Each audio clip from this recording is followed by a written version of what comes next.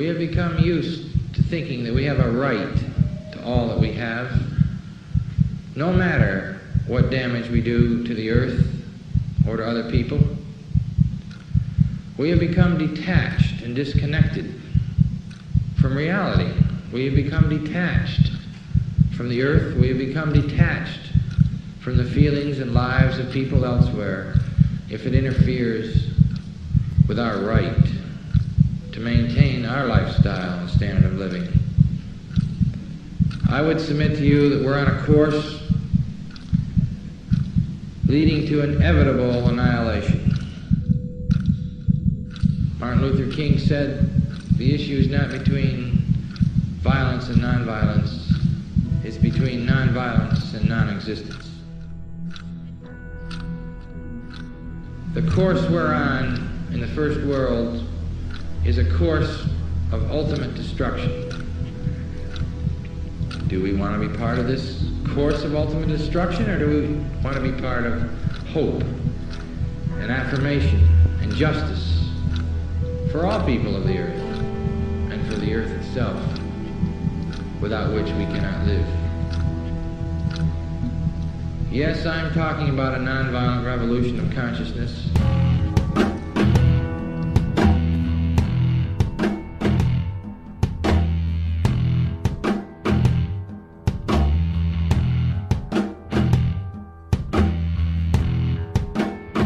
Everyone comes to a point in life in which we reflect upon those things that matter. There are some who choose to ignore the depth of this question, and there are others who follow this question into oblivion. Is it possible to walk the middle path, to ask these questions and yet embrace the possibility of never arriving at an answer? Is it possible to live our lives not in the absence of a corrupt world, but despite it? If you were asked to ponder the one thing that matters most in your life, what would it be? Security? Money? Success? Sex? Power? Have you ever considered why? Why we crave? Do we not have enough? What happens when we have all the money, all the security, all the success, sex, power, but haven't found peace? What happens if we gain the world without an ounce of love or appreciation? We end up only wanting more. The world can't give enough of itself, as if humanity is becoming a black hole devouring everything in its path. When we receive these things, our first instinct is to protect them from others. We distrust our neighbors because of them. We wage war to gain more of them. However, love is distinct from these. When love is present, our first instinct is to give back, to help those who long to truly be free, those who desire to give back, who desire to know love. But what happens if no one truly wants love anymore? What if no one desired freedom? What if the greatest epidemic known to man has already infected the entire species? A whole race of humanity conned into believing that slavery is freedom, that fear is love, that suffering is happiness. Would you be able to recognize it if it were happening right now? Ask yourself, is it? Is this the world we live in?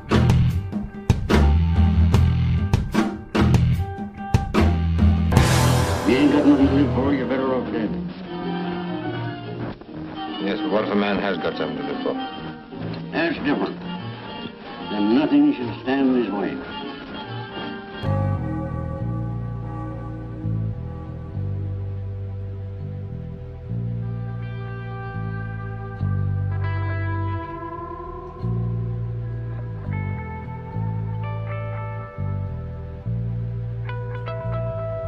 Anybody want to take a stab at answering that question?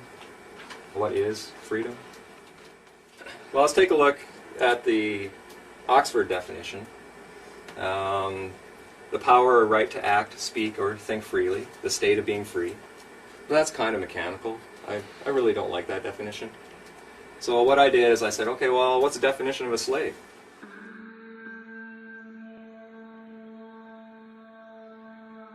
A person who is the legal property of another and is forced to obey them, or a person who is excessively dependent upon or controlled by something.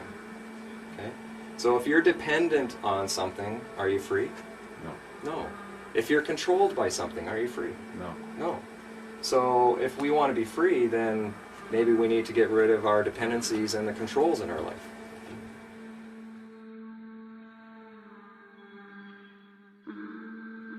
Rob, in the Paget family, is an example of what happens when an average individual begins asking simple questions. Rob has removed himself from under external government and jurisdiction. No officer of the law, judge or magistrate, politician or tax agent has authority over his life simply due to a title.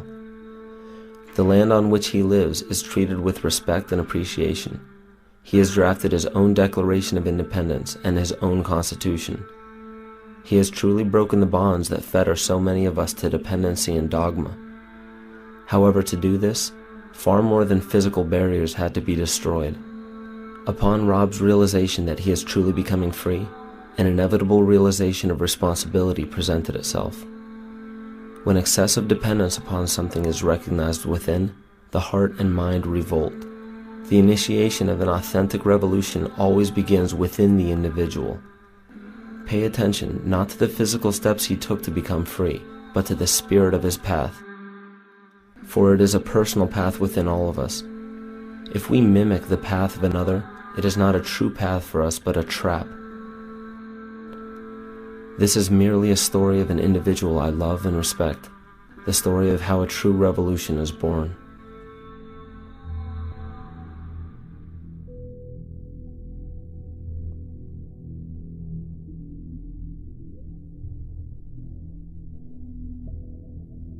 With self-governance, I am 100% responsible and 100% accountable for everything that I say and do. And that's what kind of led to us building the airship and to building a power system and living off-grid. But when we talk about off-grid, it's not just the power grid that we're talking about. There's also the corporate grid. And so myself personally, I've gotten rid of the mortgage, credit cards, loans, bank accounts. I don't have any of those kind of things anymore. So I'm off of the financial grid and I'm off the corporate grid as much as possible as well. If I started growing our own food, generating our own power, then we're not susceptible to disruptions in the grid should there be a failure. And because of its complexity, the probability of that happening is increasing over time. The complexity of a system is a direct reflection of the amount of burden that the people are placing upon the system. Every government would have to grow if you keep placing more burden upon it. All of that burden is actually the responsibility that we no longer, as the citizens, want to take care of on our own anymore. We want our government to take care of it for us. So all of that burden feeds the system, and that's how the system grows. If a system is becoming faulty, if a system is becoming corrupt, that's because the foundation or the soil that that system has grown out of has become faulty and has become corrupt. So that's the first place that we need to start looking, is the foundation, the soil that this system grew out of. We need to start looking at the people.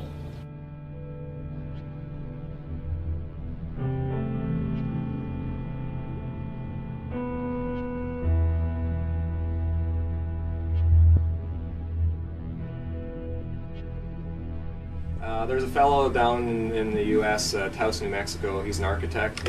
What he's doing is he's building earth-rammed houses, which are passively solar heated, out of automobile tires. And you stack the tires like bricks, pack them full of dirt, and they're backfilled, and they're completely off-grid. The sun heats the dirt and the mass, and that heat then radiates back into the house. And then in the wintertime, because the sun is so low, it penetrates deep into the building to warm up the building, and in the summertime it's really high, so it doesn't penetrate the building at all, and it keeps the building cool. And collect water off the roof into cisterns, and we recycle water in the house, and solar panels for power generation. So the house essentially is like a self-contained ecosystem because it collects its own water, treats its own waste, generates its own power, generates its own heat, and it's all built out of recycled materials that are abundant out in our ecology. There's automobile tires all over the place, right? So trying to build houses out of materials that you can find readily laying around.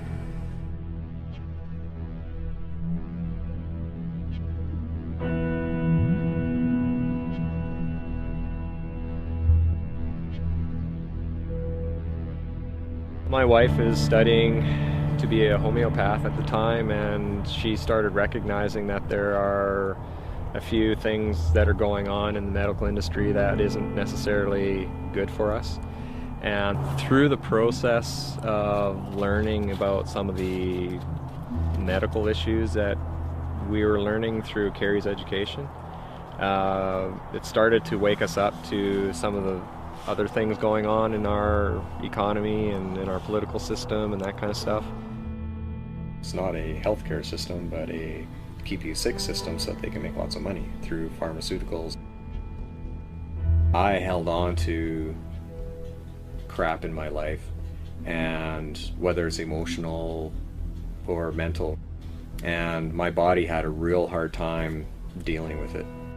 You know, I've since learned that it's holding on to that stuff is what causes cancer and, you know, all kinds of illnesses and distress on the physical body. So we decided to take our matters into our own hands and be responsible rather than react to what was going on. We decided to be proactive, and so we came out while the economy was at its hottest, and we sold everything, came out here.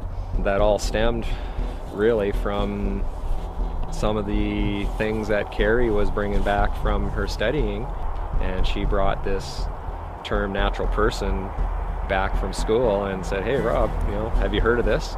No.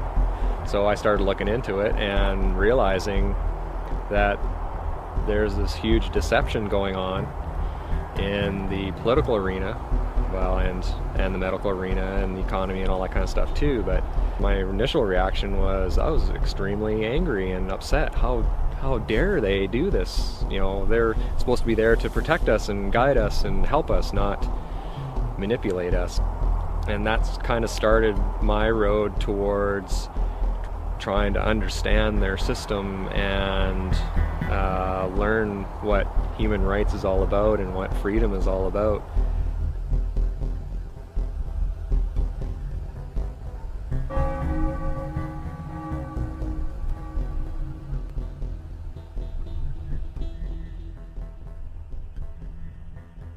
What is the law?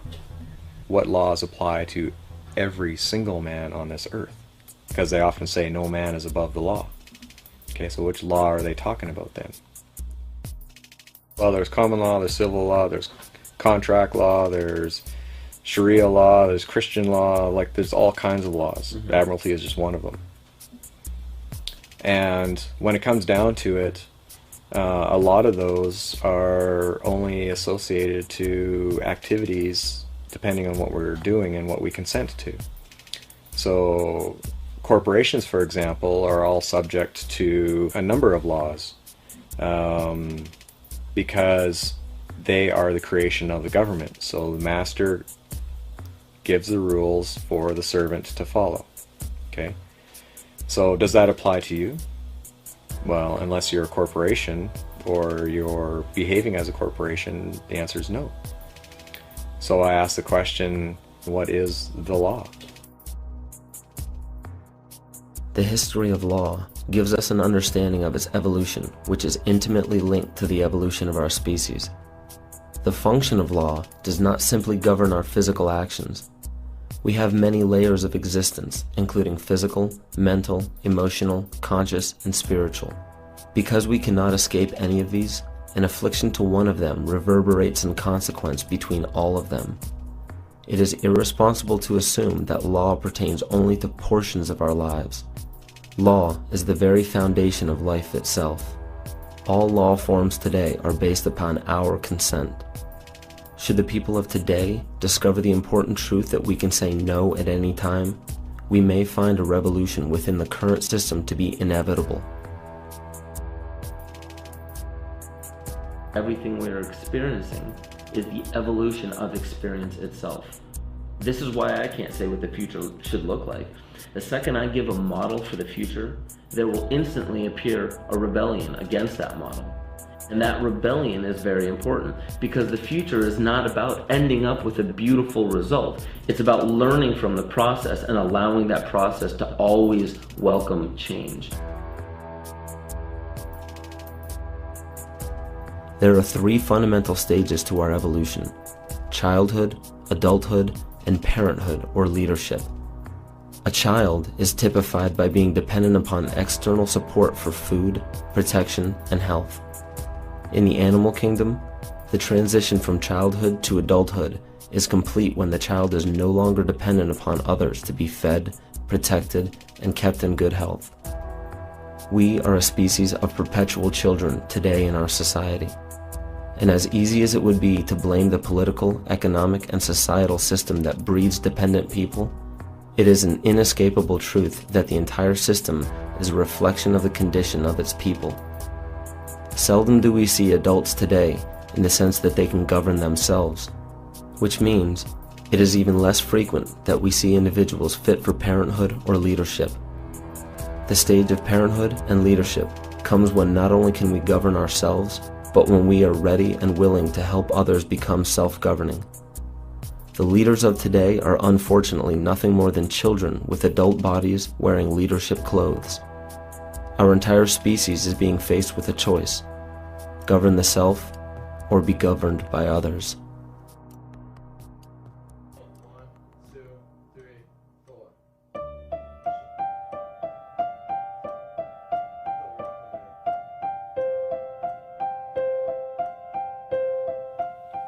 The problem with courts these days that I see is that people don't see them for what they really are.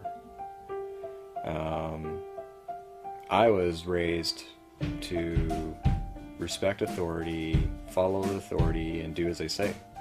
And I think most people are brought up that way. What I've learned though is that authority is based 100% on our consent to being governed. And I found a Supreme Court ruling that says that the consent of the governed is a foundational principle of democracy. Now, what's consent? Does that imply that you have a choice whether you're going to agree to that or not? And I would suggest that the answer is yes. So we all have free will choice to consent to being governed. When we do that, then we've given them permission to use their authority over us. So when we used our free will to apply for or register for something, we gave them permission to create a corporation to interact between the man and the system.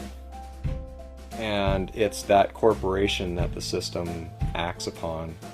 But because we don't know who we are, we assume or we think that that is us. So when you take a look at your credit card or take a look at your driver's license or your birth certificate or any of that kind of stuff, a lot of people, and including myself, thought that that was actually me. And that's not true. So when the courts are acting upon it, all they can really act upon is the corporation. And the only reason they can act upon the man is because we agree to be the representative of that corporation and bind ourselves to the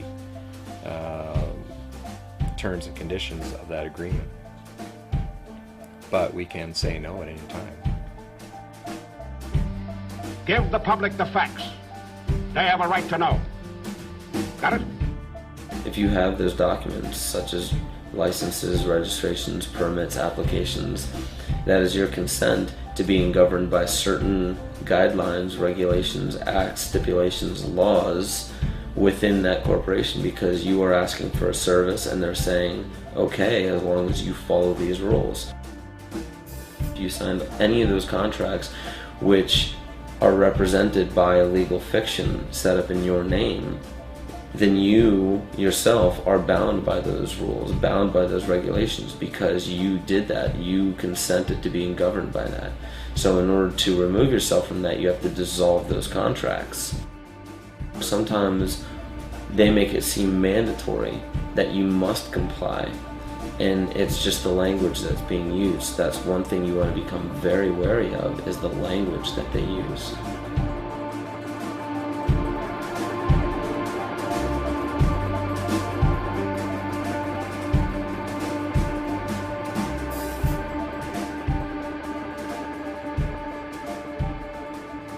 If I was to ask you, how do you define person, what would the normal definition in our community be for that word? Human being. And if we take a look at the dictionary, it says a human being regarded as an individual. That's what we would normally view the word person to be. In law, okay, now we're using their words. Whenever you're dealing with corporations and the government and all that kind of stuff, person means an individual or incorporated group having certain legal rights and responsibilities. Not a human being regarded as an individual, but as an individual or corporation. So they actually said, compare artificial person and natural person. So I did. So I looked it up and I compared them. Artificial person, a legal entity, not a human being. Natural person, a natural person is a human being that has the capacity for rights and duties. Just because you have the capacity doesn't mean that you're going to use your free will to exercise them. You have the capacity for rights and duties, but it's up to you to exercise them. I actually found the legal dictionary that they use in the US. So every time they argue about the definition of a word, yeah, it's a volume that's as long as my arms of books. So by curiosity, I looked up the word person. And on each page there was probably, I would estimate, about 15 different definitions with each court case. And the word person ran for around 250 pages. So there's literally thousands of different definitions for the word person.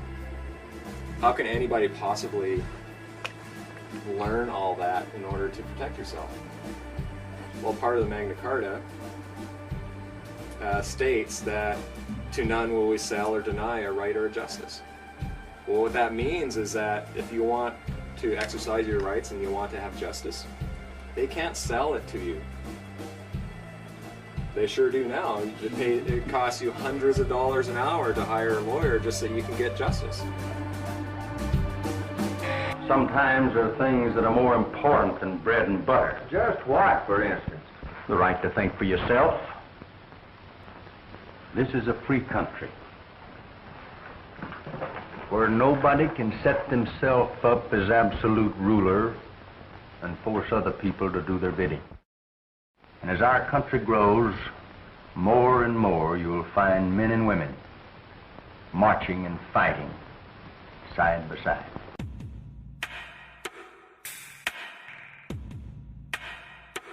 So at the Revolution, the sovereignty devolved on the people, and they are truly the sovereigns of the country. But they are sovereigns without subjects, with none to govern but themselves. The citizens of America are equal as fellow citizens. And this was a U.S. case in, what's the year, 1793.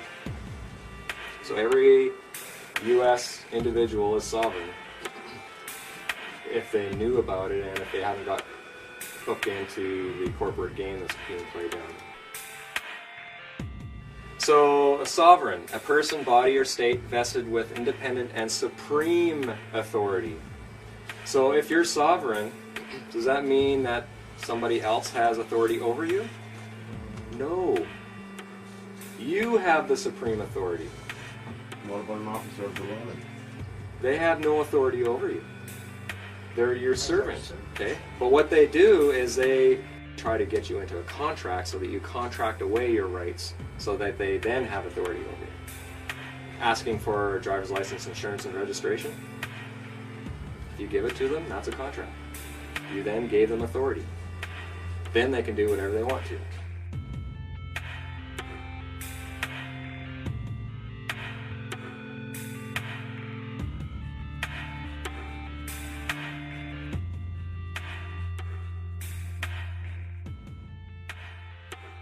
We elected to take responsibility and accountability for anything that should happen, as we should, because it's our building and we're building it. So we essentially went ahead with it and waited for the county to say something. About 3-4 months into the project, we received a letter. That letter essentially indicated that we noticed that there's some development. Please stop the development until you fill in a development permit.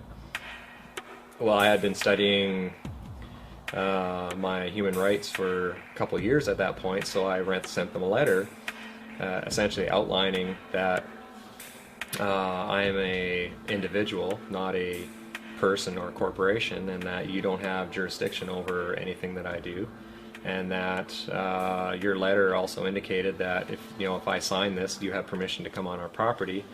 So that implies that you currently don't have permission to come on our property. So I essentially told them, you're going to have to provide me with a proof of your claim that I have to follow the guidelines of the Municipality Act, and they do not have permission to come onto our property. About a week later, the tax assessor showed up, and I asked him, well, are you here as an agent of the county? And he said, yes. And I said, well, can you tell me which parts of the act that your authority comes from? And so he told me, and I said, tell you what, let me look those up and I'll get back to you. And he was quite reasonable. He agreed with that, and he left without any incident. So I looked up the act and found out that he had to give me reasonable notice, and because he was an agent, I had already told the county that they didn't have permission to come on the property. So I had grounds for several charges, if I wanted to, of trespassing and breach of the Municipality Act against this guy. So I confronted him on it. The final result was I got a letter from the minister indicating that I had several good points in my letter, and that he encouraged me to settle my dispute with the county, and he essentially washed his hands of the whole thing. And I haven't heard from the county since. They've left me alone now for 2 years. I can't have freedom unless I also recognize that I have a duty. And I have a duty to share with people what I've learned from not only the legal aspect, but also the spiritual, emotional, mental, and physical freedoms that I've been working on. I felt that part of my duty was to start getting out there and start teaching this.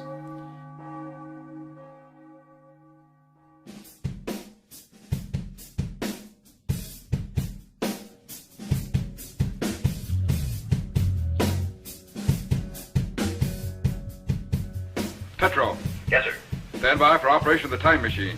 Yes, sir. Where to this time, Captain? Back to the year 1215 and King John of England. Yes, sir. Everybody's familiar with Robin Hood. King John, the tyrant, was actually real. The problem with King John is that he did not know how to fight a war, and he had no land to his name. So he ran to the Pope in 1213 and asked Pope Innocent III for some help. And what he did is he actually turned over the whole Kingdom of England to the Pope in return for support from the Pope so that he could fight his wars. So that little document essentially turned King John into the Pope's vassal, which means that he promised to be loyal to the Pope, and the Pope then owned everything in England.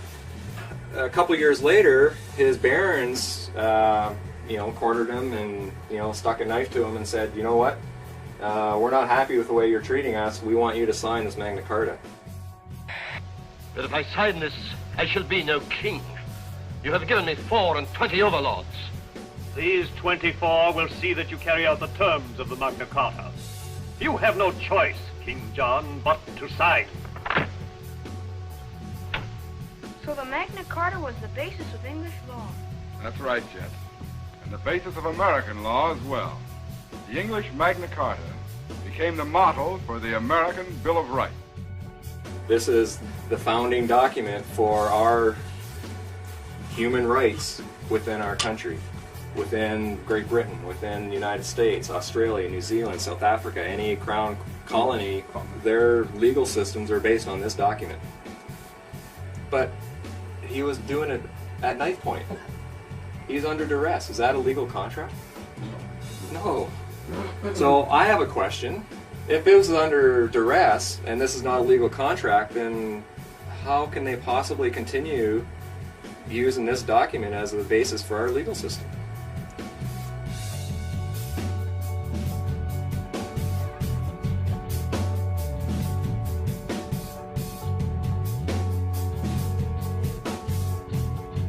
I would suspect that most people would recognize that a valid contract would require that the individual sign on his own free will. And that wasn't the case. And the Pope at the time, Pope Innocent III, recognized that as such because he also said that it was invalid.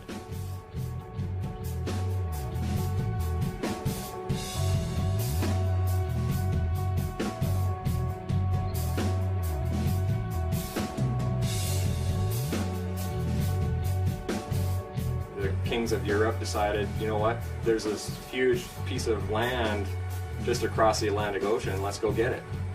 And so how they did it though is they chartered corporations. You know, the king set up a corporation and it was funded by the king and bankers and that kind of stuff, and they came over and they stuck the flag into the ground and say, you know, we claim this for the King of England, and set up shop and started dealing with the First Nations people that are here.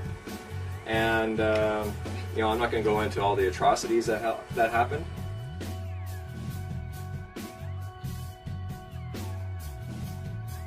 Literally millions of First Nations people died, either as a result of disease, wars, starvation, and so that genocide took place just so that they can colonize this land. You know, it's a sad chapter in our history. But we also have to recognize that that's the past, and so let's move on and let's try to live in harmony with one another now without pushing our will against another, and try to come to terms with the things that were done in the past. It was essentially the corporation that came and conquered this country, or this land, I should say, not the country. They came and conquered this land. It was all corporations that came. Now that those corporations are here, people started coming over and started immigrating to what they thought was Canada or the United States. And then in 1867 they passed this thing called the British North America Act. Now, did the people here vote on this? No. This is a piece of legislation from Great Britain. That's all this is. The BNA Act is just legislation from the Parliament in Great Britain. But it was passed off on us as a constitutional document. In order for you to have a constitution, the people have to vote on the document, not the representatives in the legislature. This document merged all of the colonies into one colony called Canada. That's all this document did. But it was passed off as forming a country. The people of Great Britain went and started traveling around the world and bringing their legal system with them. And even though the U.S. declared their independence in 1776, they still based their legal system on British system. They're all based on that common law system, but there's also the Admiralty system that came with it. Representatives from, you know, Canada, Australia, South Africa, New Zealand, you know, all those got together with Great Britain and started talking about, okay, how can we really set things up so that we can be autonomous from Great Britain? And so they actually met for a couple years, 1926 and 1930, to formulate how this was going to work. And then the king then passed the Statute of Westminster, and that essentially broke the tie between Great Britain and Canada. Okay, the king is no longer a part of Canada. Canada is no longer affected by any statutes or regulations from Great Britain. Because the link to the crown was broken, technically we are in anarchy. We have no document to actually set up the framework for how our government is supposed to operate in this land. In 1947, they wrote a letters patent creating the office of Governor General. The Governor General is the head of this country. We have been compelled to create a permanent armaments industry of vast proportions. 3.5 million men and women are directly engaged in the defense establishment. Now, this conjunction of an immense military establishment and a large arms industry is new in the American experience. We recognize the imperative need for this development, yet we must not fail to comprehend its grave implications. There's not one piece of territory or one thing of a monetary nature that we want out of this war. We want peace and prosperity for the world as a whole. Let's go through these words and let's see if you understand them now. Okay? Governor General. What's a general? Military. Lieutenant. More generals. What's a company? It's like 4 brigades of man and heavy equipment. An officer. Okay? The taxpayer is actually an officer who holds an office. Commission. How many here work for commission under a social insurance number? So you're actually a commissioned officer. Okay, so even some of the financial terms have military connotations. And it's all done under admiralty, which is military.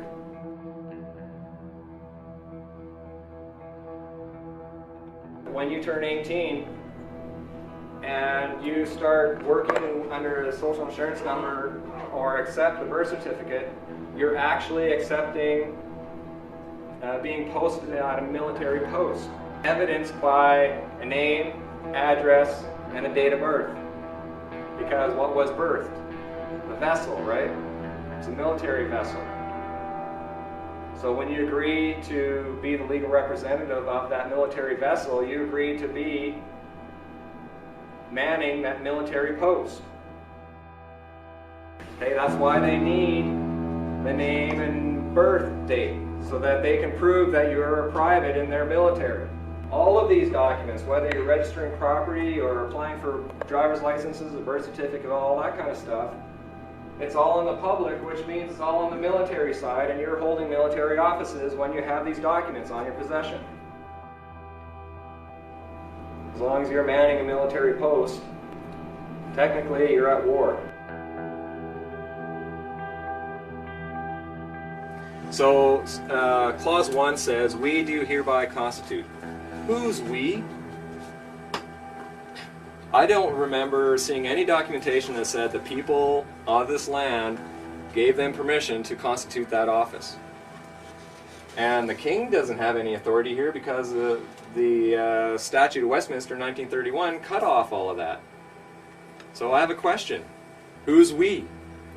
I suspect that it was Prime Minister Mackenzie King and all of his cronies. So how did all this happen? This guy here, our Prime Minister, Mackenzie King, I did some reading on him, and I found out he's actually really good friends with John D. Rockefeller Jr., and he actually spent a lot of time in New York. He actually consulted with him. Mackenzie King's a lawyer, and he was actually Rockefeller's lawyer, and actually helped him out with a lot of labor disputes that are happening in the States. So who signed it? Prime Minister of Canada. So our Prime Minister signed letters patent to create the office of Governor General. They needed to set up another office, so the Prime Minister did it. And I'm really curious to find out who was supporting him to do that. Because it wasn't the people, and it wasn't the king. Even though he said by His Majesty's command. I question that too. Governor General's Act. You go to a Canadian government website and you can actually look up the acts. Okay, you look up the Governor General's Act. And in there, Clause 1, or Clause 2 says, the Governor General of Canada or other Chief Executive Officer, CEO. CEOs are for companies. Or administrator carrying on the Government of Canada on behalf and in the name of the sovereign, by whatever title designated is a corporation sole. Okay, a corporation sole is a corporation, except that there's only one individual that holds that title or owns that corporation. Corporation soles actually are used all over the place. The Pope, the office of the Pope is a corporation sole. The office of the King is a corporation sole. The Governor General, Lieutenant Governors, the Catholic Church, all of their bishops and archbishops and cardinals, they all hold corporation soles.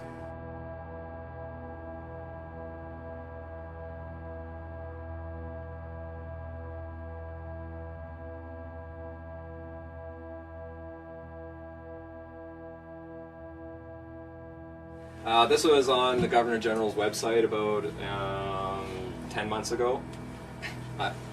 You won't find it now because they changed it. So I'm really glad I got a screenshot of it.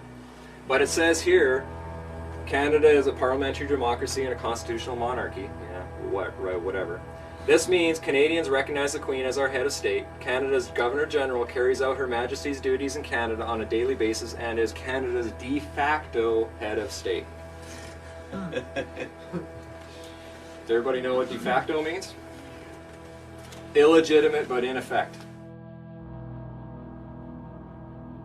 So it has no legitimacy, but because we've all accepted it, that gives it force and effect.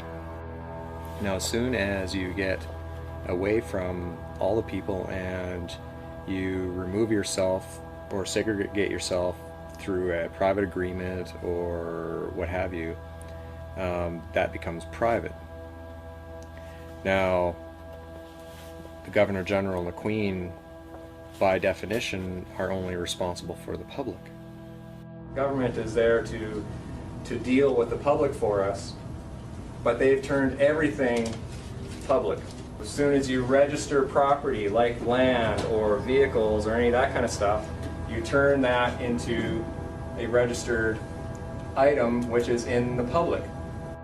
If you're in the public, they assume that you're vulnerable and that you need protecting from others and from yourself. As soon as you're using all of your corporations, that's all on the public side and that's all governed by the public, which is the government. So part of the process that I went through was to actually explicitly say, I do not want to be governed.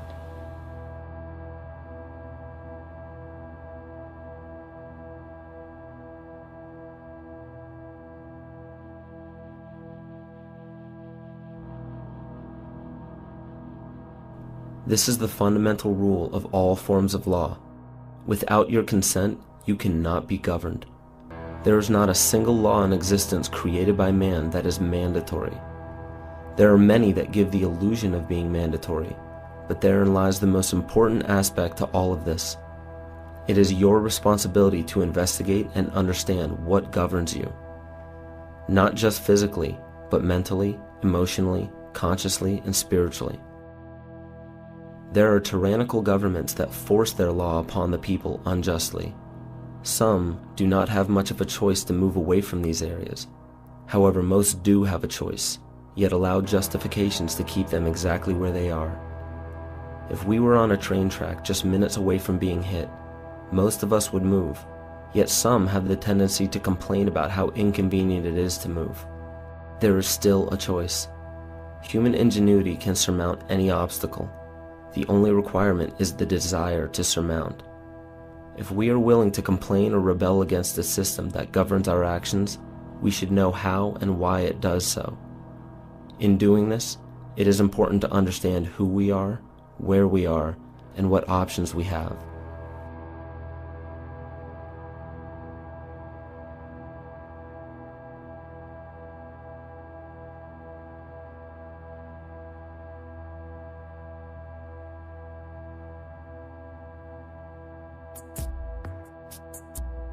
Well, what's Canada defined as?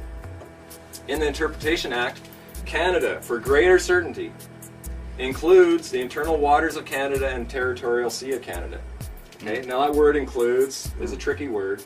There's a legal maxim that says the inclusion of one is the exclusion of all others. Okay, so whenever you see the word includes, it means it's this and nothing else.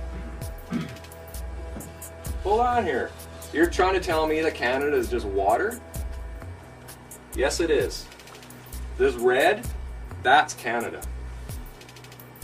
We, sitting in this basement, we are not in Canada. Well, the term Turtle Island, my understanding, is an actual word that the First Nations people called North America. When the Europeans came over, they then started putting their own terms and words to the land. However, it was all done through corporations. Well, that's why they need the Admiralty courts, because Canada is only water. You can't have law of the land if you have no land. You need Admiralty courts to operate in Canada because it's all water. You need your ships. Okay. Everybody know where they fly the flag on the Parliament buildings in Ottawa? On the top of the Peace Tower, because they don't have any land to plant their flag. You need land to plant a flag. Take a look at the U.S. Securities and Exchange Commission. You type in the word Canada, it's listed there. Canada actually has to file with the U.S. Securities and Exchange Commission every year.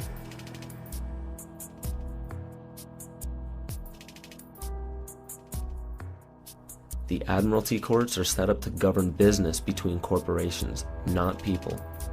The jurisdiction of Admiralty courts does not deal with human affairs.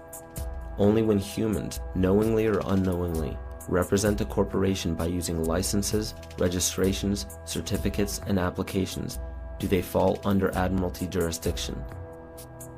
It is a well-disguised fact that nearly everything we believe to be our country, our courts, our police departments, and even the documents that represent us as individuals are in fact corporations in the business for profit. Should you choose to remain a part of any of these corporations, it's important to understand that not only are you under their jurisdiction, but you do gain the benefits that they offer. The benefits in the agreement of becoming a citizen of any country is their protection. To be a citizen of any nation means that you have your citizenship. This ship is a vessel that contains your consent to be protected and governed by that nation.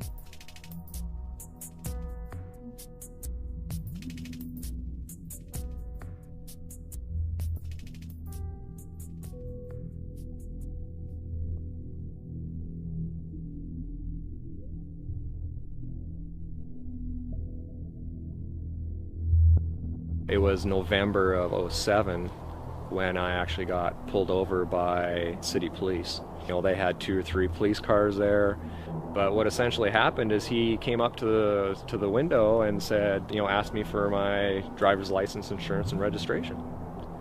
And I actually told him, well, I don't have a driver's license. And he goes, yeah, that's why I stopped you. I'm not a corporation, and I do know that I'm not here to submit to other people's authority. I didn't realize it at the time, but I was actually testifying to him. I didn't need to tell him that I didn't have any of those documents. At that point, he then asked me, well, what's your name? Well, I told him, well, my friends call me Rob. I don't let a name define me, or I don't let a career define me. I'm not a name or a label.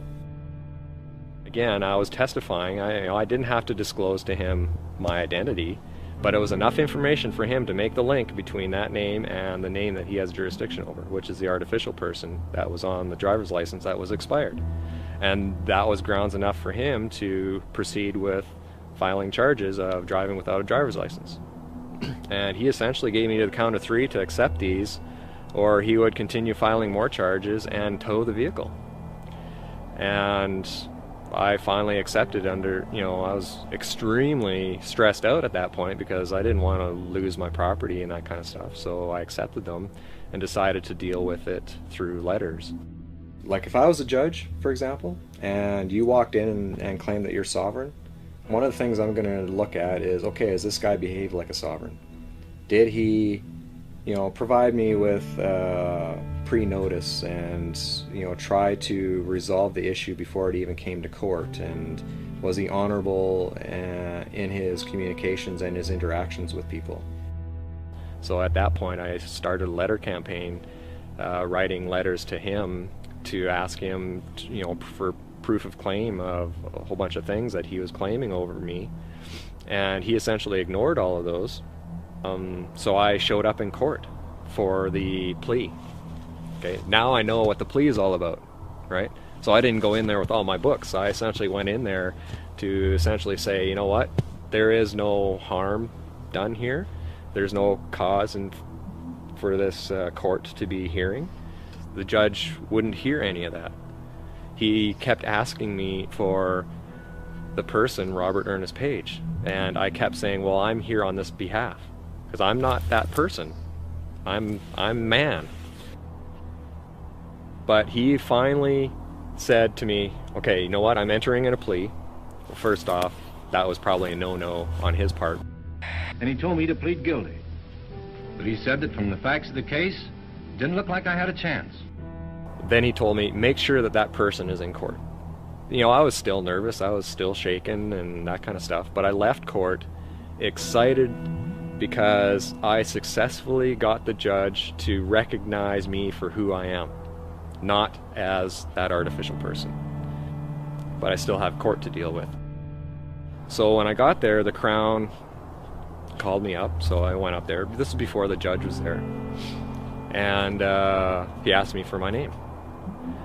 I didn't give him a name. I told him I'm a third-party intervener under injury because the artificial person's being called to court, not me. But I'm the one that was injured. I was stopped, which is an injury, detained for an hour and a half, and had to go through a whole bunch of letters and that kind of stuff. So he pointed to the ticket and then goes, well, is that you? And I told him, that is not me. And I think he's getting frustrated. He said, go sit down. So I went and sat down. All I know is that when they resumed court, they heard the rest of the cases, and then they called Robert Ernest Page up, and I stood up, and she turned to me and said, case dismissed on lack of evidence. I move for an immediate dismissal. There's no sound basis for this case. There's not the slightest evidence. That was tremendous feather in my cap because I was able to successfully stand as a man in front of them without them intimidating me and let them know that I know how this game works now. Never a few men try to take over the rights of honest citizens. They always fail. They sure do.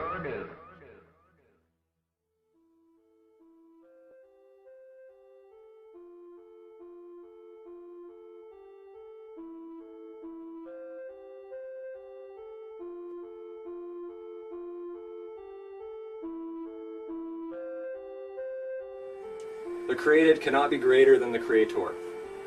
Whether you believe in God or Allah or Mother Earth or whatever, that's your creator. I believe in God. God's my creator. And even right in the Bible, Genesis 1:27 says God created man in his own image. Well, since man was created in the image of the divine king, delegated sovereignty or kingship was bestowed on him. Okay? So I believe that the creator created each and every one of us as kings and queens. Okay? That means there's absolutely nobody between me and my Creator. Okay? If I have somebody in between, then I have more than one master.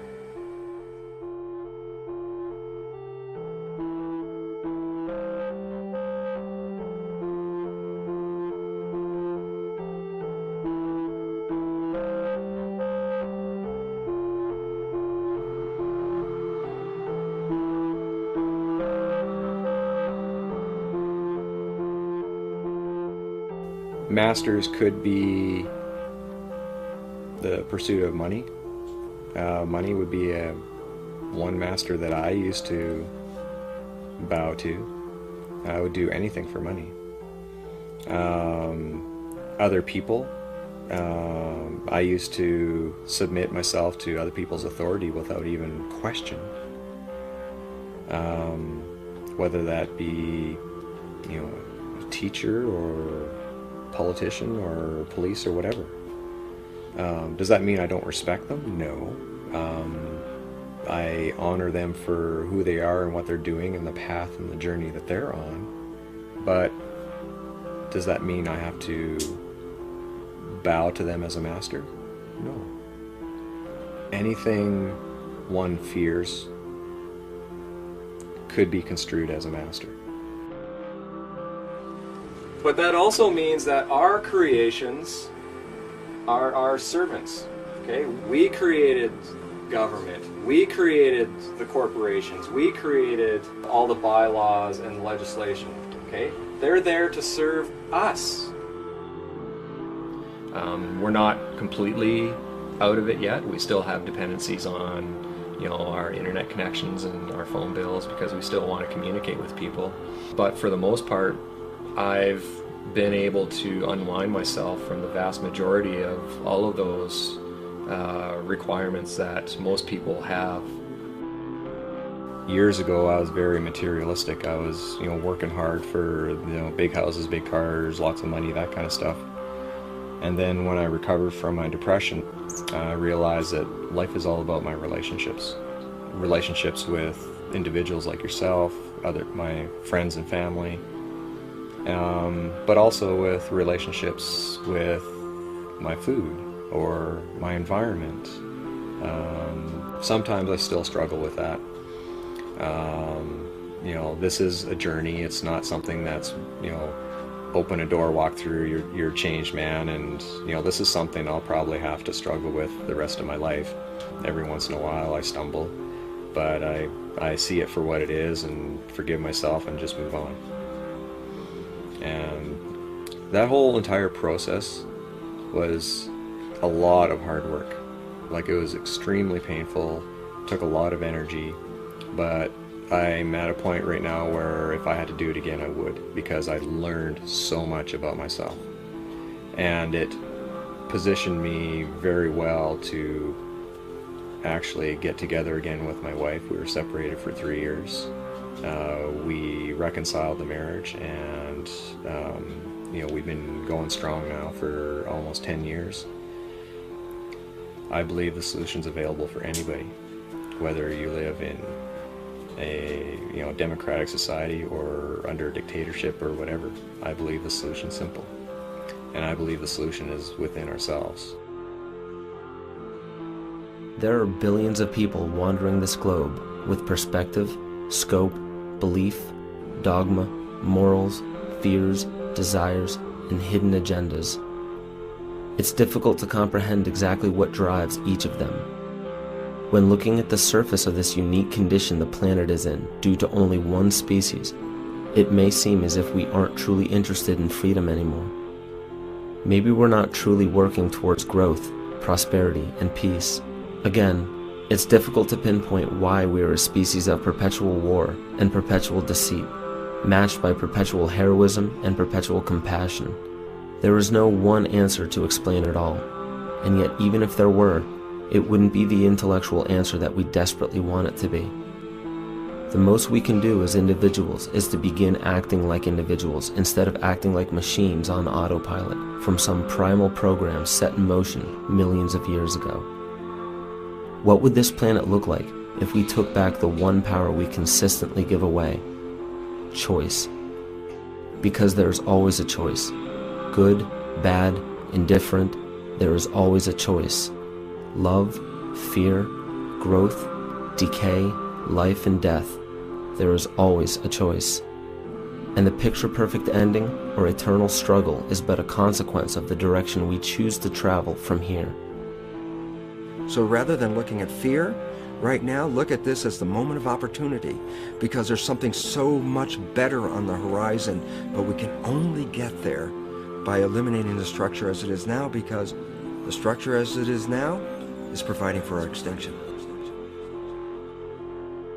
Let the word go forth from this time and place to friend and foe alike that the torch has been passed to a new generation born in this century, tempered by war, disciplined by a hard and bitter peace, proud of our ancient heritage, and unwilling to witness or permit the slow undoing of those human rights to which this nation has always been committed and to which we are committed today at home and around the world.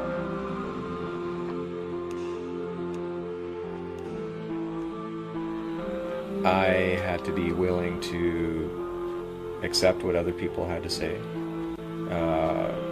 do critical thinking to evaluate whether it was true or not.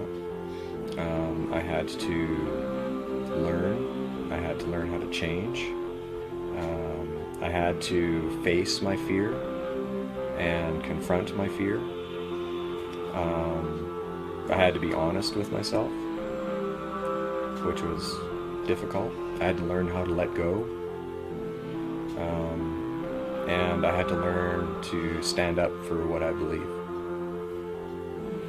And I had to learn that it all took hard work to get through all of that.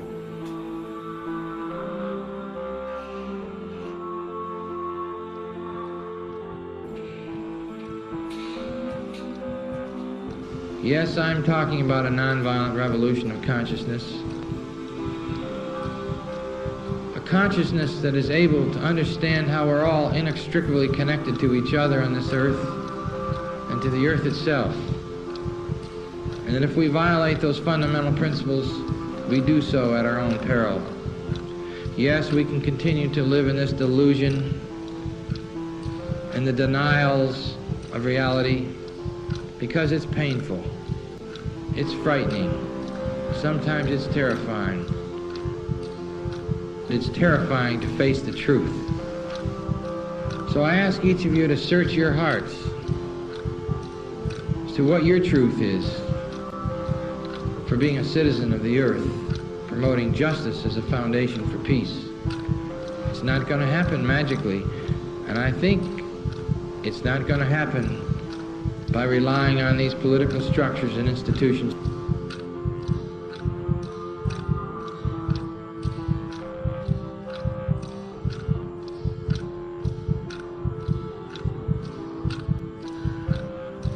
I think we're going to have to wage peace in the most extraordinary ways, whether our government wants it or not. You will know in your heart what to do. But I know that without a nonviolent revolution of consciousness, we will not survive as a civilization or as a planet. We can choose to have peace if we want to pay the price. And what more glorious goal and value do we want than peace for all people? And so I look forward to working together with you all, with we the people, to build a new society. A society that understands that we are not worth more and they are not worth less. And that we will be willing to pay the price and take the risks to wage peace with all fellow and sister human beings.